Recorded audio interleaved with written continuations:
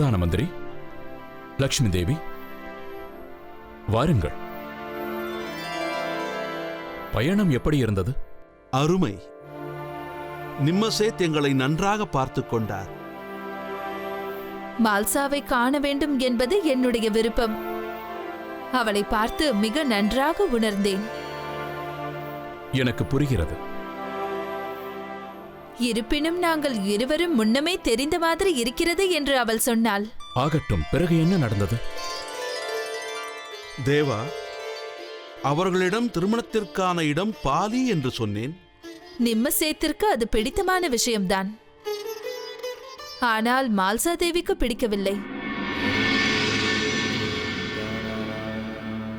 இனி தங்களிடம் மால்சா தேவிதான் பேசிக்கொள்ள வேண்டும். எனக்கு நன்றாக தெரியும், அவள் மிகவும் பிடிவாதக்காரியாவாள். எனக்கு மால்சாவின் பிடிவாதம் பிடித்திருந்தது. அவள் மிகவும் தெளிவாக உள்ளார். நான் உங்கள் இருவரின் ஜோடி பொருத்தத்தையே எண்ணிக்கொண்டிருந்தேன். அவள் மிகவும் அழகாக உள்ளார்.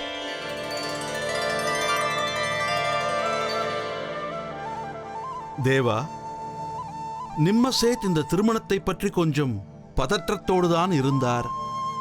தாங்கள் கவலை கொள்ள வேண்டாம், நாங்கள் உதவுகிறோம் என்று சொன்னேன். தங்களிடமிருந்து எங்களுக்கு எந்த எதிர்பார்ப்பும் இல்லை. நீங்கள் கவலை கொள்ள வேண்டாம், எல்லாம் நல்லபடியாக நடக்கும் என்று தைரியம் சொன்னேன். தேவா, நிம்மசேத் ஒரு அனுபவமுள்ள வியாபாரி. அதனால் அவர் தெளிவாக புரிந்து கொண்டார். தாங்கள் நினைத்தபடி பாலியில்தான் திருமணம் நடக்கும். அப்படியா? ஆனால் மணப்பெண்ணிற்கோ மகிழ்ச்சி இல்லையே. சரி, ஒரு நல்ல நாளன்று கல்யாணத்திற்கான ஏற்பாடுகளை துவங்கலாம். ஆம், நாம் ஒரு நல்ல முகூர்த்த நாளாக பார்த்து தங்களின் திருமணத்திற்கு முன் செய்ய வேண்டிய சடங்குகளை துவங்கலாம். முதலில் எதை ஆரம்பிப்பது என்றாலும் அதை நம் வீர மார்த்தாண்டரின் அனுமதி பெற்ற பின்னரே செய்ய வேண்டும். அப்படித்தானே தேவா? நீயாக எதையும் முடிவு செய்யாதே. பிரதான மந்திரி,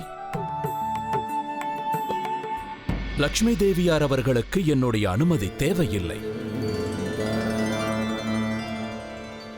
இந்த திருமண ஏற்பாடுகளை பொறுத்தவரை அனைத்தையும் அவரே பார்த்துக் கொள்வார். அதனால் எந்த விஷயமானாலும் தாங்கள் அவரிடம்தான் பேசிக்கொள்ள வேண்டும். பிரதான மந்திரி அவர்களே, தாங்கள்தான் மஹல்சாவிடம் திருமணத்திற்கான இடத்தை பற்றி பேச வேண்டும். அப்பொழுதுதான் அவள் விருப்பம் என்னவென்று தெரிந்து கொள்ள முடியும்.